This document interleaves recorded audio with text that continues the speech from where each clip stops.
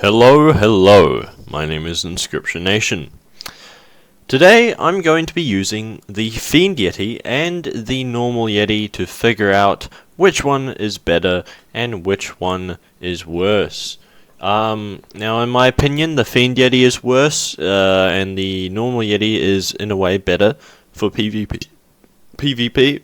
I feel like the Fiend Yeti is just a grinding fruit, but that's just my opinion. I'm going to be showing you the movesets of each one of them, and I'll let you decide.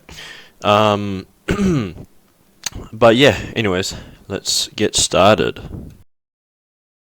Alright, first let's do the Fiend M1s. Now first thing that you see is that you lunge forward a lot with each M1, which is pretty bad if you, well actually it's not bad, but like it's a bit annoying because it's hard to hit an NPC. Well, actually that hit him every single time. So, okay, never mind. The range of the Z move is not that good, I'd say. It hits him if you hold it, but if you don't hold it, then it doesn't really do much damage. Okay, so the X move of Fiend has 3 different versions. Tap. Whoa, that's 3,000 damage. Ooh. Sorry, I just gotta kill this NPC really quick. So that's tap.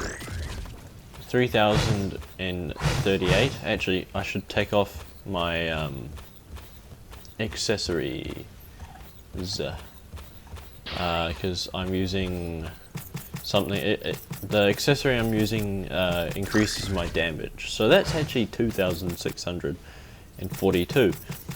I'm using max fruit stats, and I'm using Draco, so that's like I don't have any fruit buffs, except for the I took off the pale scarf, so that's 2,642.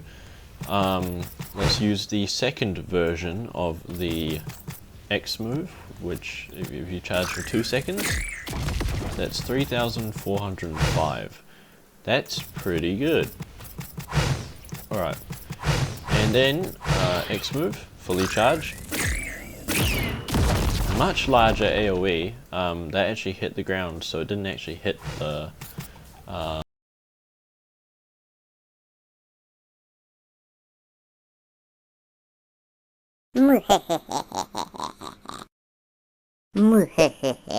thing, but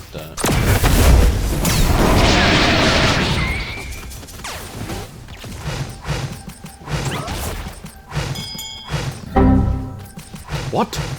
What?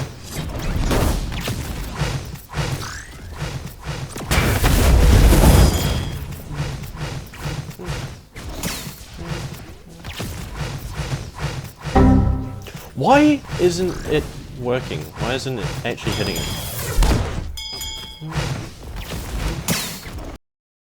Are you fucking kidding me? Anyways, let's ignore that. So X move, let's see how much damage it does. 4,402. Okay, that's pretty good. C move. 186 initially and 4,314 when you actually land the attack. Okay, so the V move. The V move actually, the transformation actually does damage to the NPC if you stand on them. Yes, 2,113. Now, last move is the F move. 3,874. Alrighty. There's one more move of the Fiend the Yeti has. I'm not sure if it counts as a move, but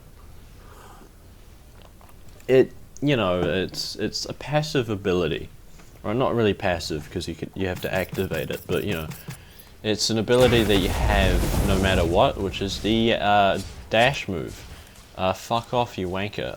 Okay, so if you hold the Q, you go pretty far. Alright, let me just show you how far you go. So I'm going to stand over here. I'm going to stand over here, right here. So I'm going to stand here. I'm just going to hold Q and see how far I go. So that's how far I go. And that is about 1, 2, 3, 4, 5, 6 dashes. Actually, let me try that again. 1, 2, 3, 4, 5, 6 dashes. Okay, yep, that's pretty good. 6 dashes, which is really good.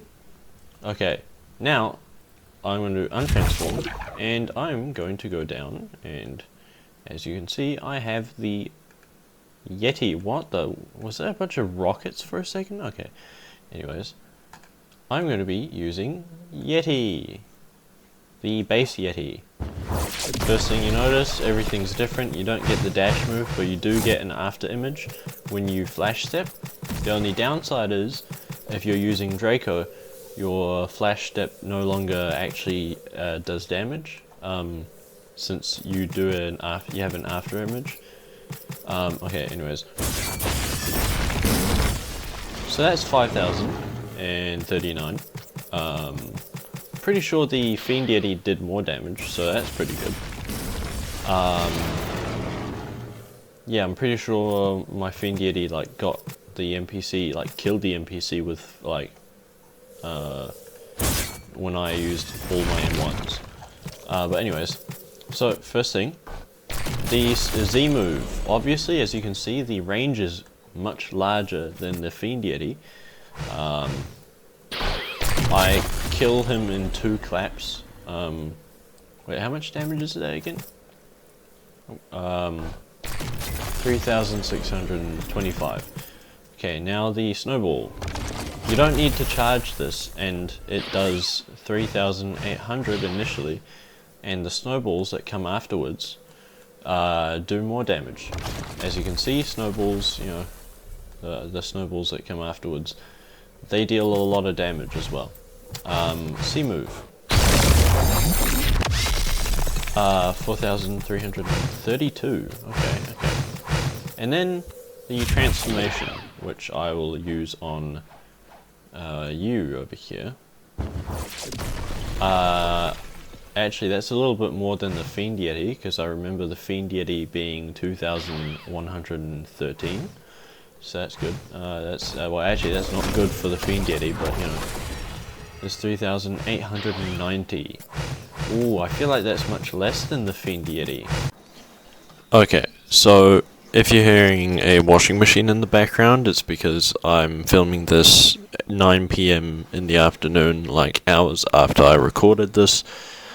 I have a few things to say about this fruit, and I did not really make my points clear in this part of the video that you're watching right now. I'm just yapping, and I'm not getting straight to the point. The point is that the Fiend Yeti is really hard to get, even though its odds are kind of, I'd say, like, pretty lax for a mythical fruit. It's not lax for a mythical fruit that you can only get by rolling once per hour. And the hearts are pretty hard to get. Well, not pretty hard to get, but like you can. Yeah, they're pretty hard to get. But anyways, it's pretty bad for a mutation that's limited. So all I'm saying in this part of the video that you're watching, right? It's muted, but you know I'm saying stuff. But the point I made in this clip of the video is that I wish they made it stronger, right? Because it deserves to be stronger, right? But in reality, even though it's a mutation, it's not as good as base Yeti, which is just it's much easier to get. It's worth much less trading wise, so it's just really weird, you know. Anyways, you know what I'm gonna do? Because I find, you know what I'm gonna do? Like I do with every single other fruit. I'm eating eagle, baby.